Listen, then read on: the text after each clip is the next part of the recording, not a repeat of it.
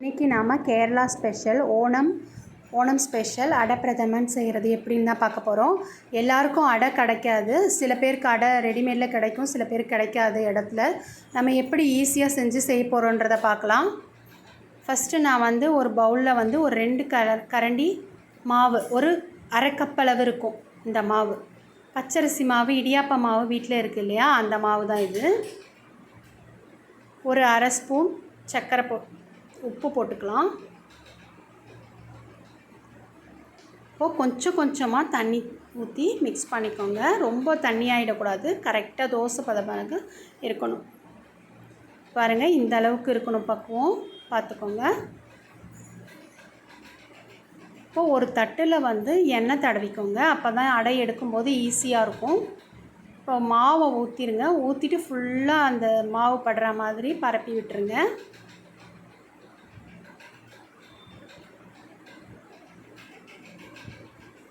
இந்த அளவுக்கு இருக்கும்போது நமக்கு அடை சூப்பராக வரும். ரொம்ப மெலிசாகவும் இருக்கக்கூடாது, ரொம்ப கனமாகவும் இருக்கக்கூடாது. ஒரு இட்லி பாத்திரத்தில் தண்ணி நல்லா கொதிச்சதுக்கப்புறம் தான் இந்த தட்டில் இது வைக்கணும். வச்சு ஒரு 10 நிமிஷம் இருந்தாலே போதும், அடை ரெடி ஆகிடும். பாருங்கள், அடை சூப்பராக ரெடி ஆகிடுச்சு. கை வச்சு பார்த்திங்கன்னா ஒட்டக்கூடாது. இது அப்படியே நல்லா ஆற விட்டுருங்க, ஒரு 1/4 மணி நேரம் ஆற விட்டுருங்க. பாருங்கள், அடை எவ்வளோ நல்லா வருது பாருங்கள். சிரமமே இல்லாமல் அப்படியே எடுத்துகிட்டேன் பாருங்கள். சூப்பராக அடை ரெடி ஆயிடுச்சு. இப்போ நமக்கு எந்த மாதிரி ஷேப்பில் பிடிக்குமோ அந்த மாதிரி ஷேப்பில் நம்ம கட் பண்ணி எடுத்துக்கலாம். நான் ரொம்ப பெருசாகவும் இல்லாமல் ரொம்ப மெலிசாகவும் இல்லாமல் மீடியம் சைஸில் நான் கட் பண்ணி எடுத்துக்கிறேன். இந்த சைஸில் நம்ம கட் பண்ணும்போது சாப்பிடவே ரொம்ப டேஸ்ட்டாக இருந்துச்சு பாருங்கள். எல்லாத்தையும் கட் பண்ணி எடுத்துகிட்டு வந்துடலாம்.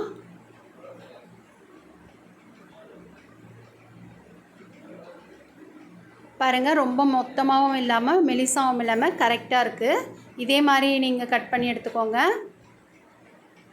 இப்போ இந்த அடையை நான் ஒரு 10 நிமிஷம் தண்ணியில் நல்லா அலசி ஊற வச்சுக்கிறேன்.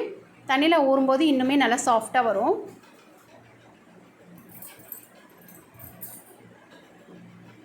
இப்போ அடை நல்லா ஊறிடுச்சு. இந்த தண்ணியை ஃபுல்லாக வடிச்சிட்டு வடிகட்டி எடுத்து வச்சுக்கோங்க.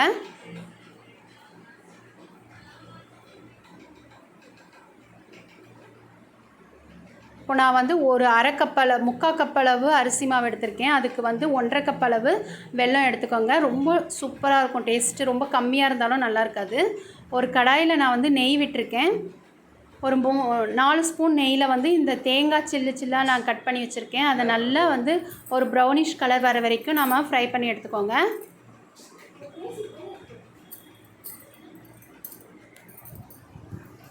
இந்த தேங்காய் எந்த அளவுக்கு வதங்கி வருதோ அந்த அளவுக்கு டேஸ்ட்டாக இருக்கும், சுவை பார்த்துக்கோங்க. இப்போ இதே நெய்யில் நம்ம முந்திரியும் வறுத்துக்கலாம். முந்திரி கொஞ்சம் வறுபட்டு வரட்டும், உடனே திராட்சையும் போட்டுக்கலாம்.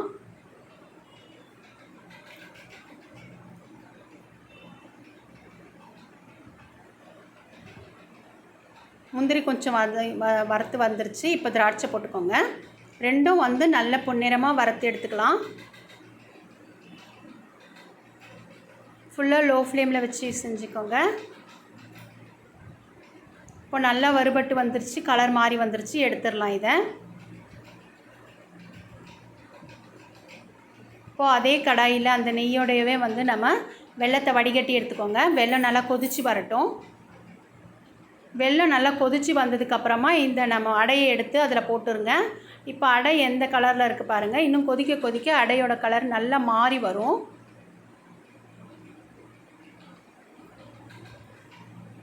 இப்போ பாருங்கள், அடை கலர் கொஞ்சம் கொஞ்சமாக மாறுறது நமக்கு நல்லா தெரியும். இது இன்னுமே நல்லா சுண்டி வரட்டும். இப்போ பாருங்கள், அடை நல்ல கலர் சேஞ்ச் ஆகி வந்துட்டுருக்கு. இன்னும் கொஞ்சம் நேரம் ஆகட்டும். இப்போ நான் பால் நல்ல ஒரு 2 கப் அளவுக்கு திக்காக எடுத்து வச்சுருக்கேன். அதை இதில் சேர்த்துருங்க. சேர்த்துட்டு நல்லா மிக்ஸ் பண்ணி கொடுத்துருங்க. இது நல்ல ஒரு திக்கான பக்குவம் வரட்டும், அது வரைக்கும் கிளறி கொடுத்துக்கோங்க.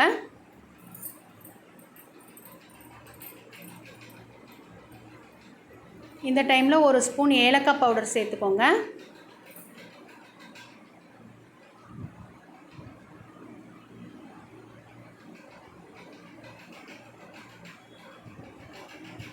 இப்போ நம்ம வறுத்து எடுத்த அந்த தேங்காய், முந்திரி, திராட்சை எல்லாத்தையும் சேர்த்துடலாம். இப்போ பாருங்கள், நல்லாவே சூப்பராக திக்காய் வந்துருச்சு. இது இன்னும் ஆற ஆற இன்னும் நல்லா திக்காக வந்துடும். சூப்பராக ரெடி ஆயிடுச்சு பாருங்கள். நம்ம அடை பிரதமை சூப்பராக ரெடி ஆயிடுச்சு. இது சாப்பிட்றதுக்கு அவ்வளோ டேஸ்ட்டாக இருக்கும். இது வந்து எல்லாரும் ஒரு முறை ட்ரை பண்ணி பாருங்கள். இது ரொம்ப நல்லாயிருக்கும். ஓணம் ஸ்பெஷலாக இதை நம்ம செஞ்சுருக்கோம். இது சாப்பிடும்போது ஒவ்வொன்றும் கடிபடும்போது ஒவ்வொன்றும் சூப்பராக டேஸ்ட்டாக இருக்கும். நம்ம அடை வந்து அந்தளவு திக்னஸ் போடும்போது அதோட திக்னஸ் போடும்போது அந்தளவுக்கு டேஸ்ட்டும் சூப்பராக இருக்கும். ரொம்ப மெலிசாகவும் இருக்கக்கூடாது, ரொம்ப மொத்தமாகவும் இருக்கக்கூடாது. கரெக்டான பக்குவத்துக்கு எடுத்துக்கோங்க.